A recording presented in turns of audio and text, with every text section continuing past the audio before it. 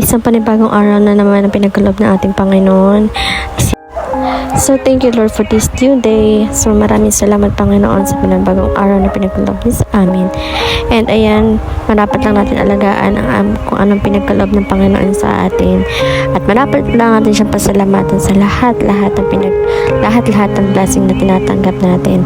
At hindi lang sa blessing, syempre sa trials din. Dahil kung wala ang trials, hindi tayo magiging malakas sa ating kinabukasan. Hindi tayo magiging malakas bilang tayo.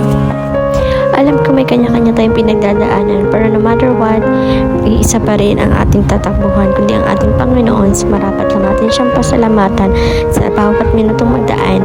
At syempre, kagaya na ngayon, may magandang araw na pinagkaloob sa atin. Maraming salamat Panginoon sa lahat. At ikaw, kung ano man ang sitwasyon mo sa buhay ngayon, dalangin ko, makayanan mo at maging malakas ka kung ano man pinagdadaanan mo ngayon. At kaibigan, laging tatandaan ang pangako ng Panginoon. Sabi niya, I will never leave you nor forsake you.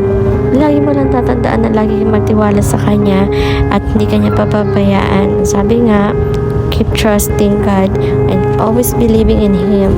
Walang masama kung magtitiwala ka sa Panginoon.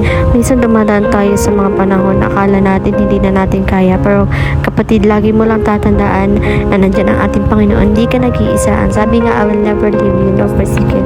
You'll never walk alone. Kapatid, alam ko mahirap tumawag sa Panginoon, lalo sa mga panahon na taon ka sa buhay mo.